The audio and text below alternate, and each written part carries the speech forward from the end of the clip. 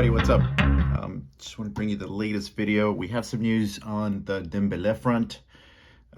Barcelona are meeting with Dembele's agent tomorrow. I think it's looking like this will be the last time there's going to be a chance for Ousmane Dembele to stay with the club.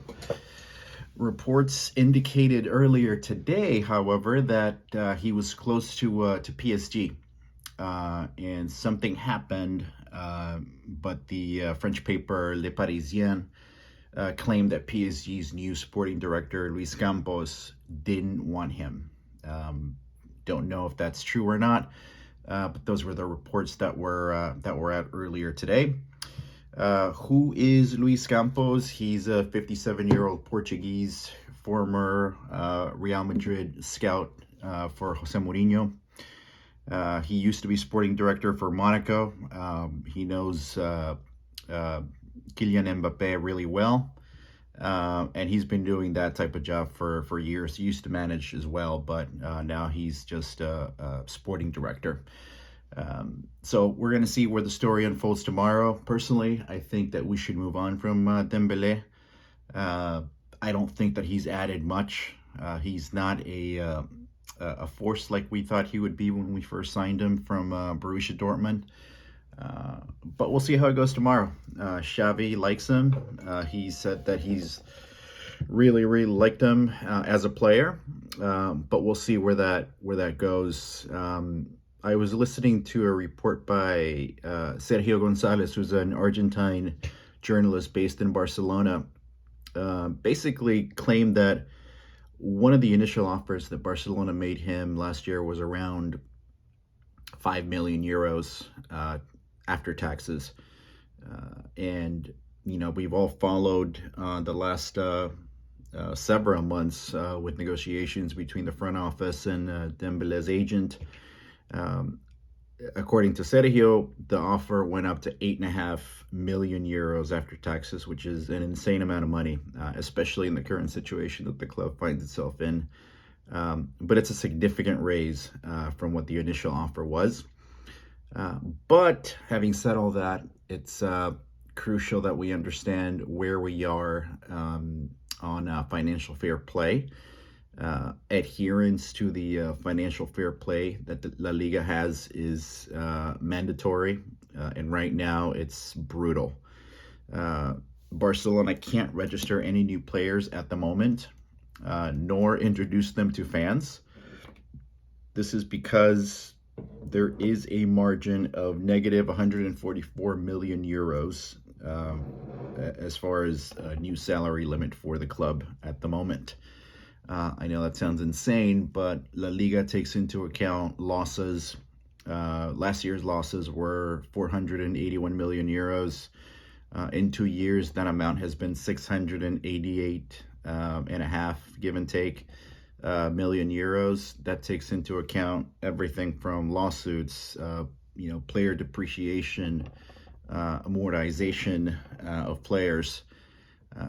So it takes all that into account, and the horrible decision-making by the Bartomeu front office that John Laporta replaced. So having said all that, what counts towards a more positive salary level or salary cap or wage bill, however you want to call it, well, that's player transfers, low-cost renewals when you're extending players at a lower cost, new sponsors, all that helps.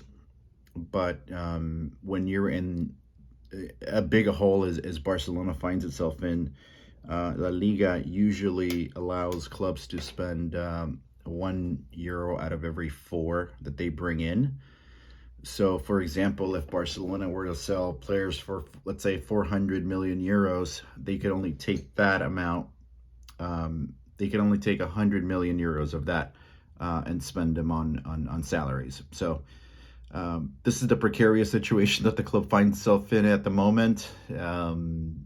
You've heard stories about the front office, President Laporta, negotiating with CVC Capital Partners, which is a fund based in Luxembourg, and they manage $123 billion in assets. Barca is still in negotiations with that fund, but the reports that I've been reading lately is that they don't really like the deal as much as we thought they would. So they're also looking into selling Barca Studios, but Barca licensing and merchandising. I'll make a video about that in the future.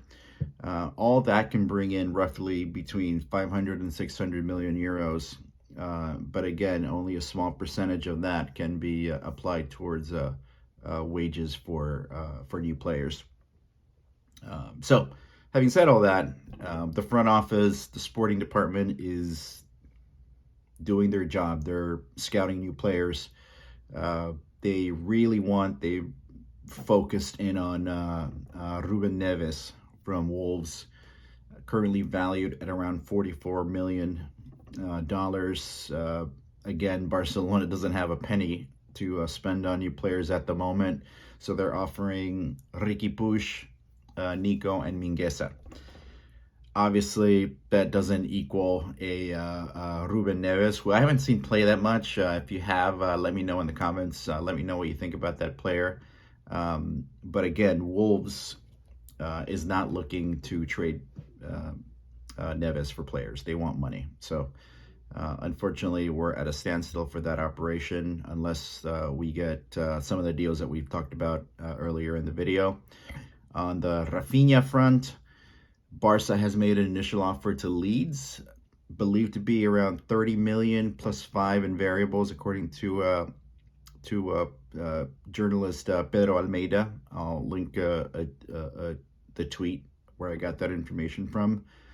How are we offering money is beyond me when we don't have a penny. But again, I think the scouting department, the sporting department led by Mateo Aleman, has been doing an amazing job ever since they took over from the former board. Just bringing in players like Ferran Torres, Adama Traoré, and everyone else that they've brought in. Even Dani Alves has added some to the team. But again, we're in a very, very precarious situation. These are extremely dark times for the club. But if there's any board or any president that can pull a club out of this huge hole that we find ourselves in, I think it's John Laporta and the current board. So keep your chin up, keep your heads up. Thanks for joining today. This is the second video that I shoot, so bear with me as I get more familiar with the process and the types of stories that I'm going to be bringing you. So thanks for joining. Don't forget to subscribe and like the video. Thanks. Visca el Barça.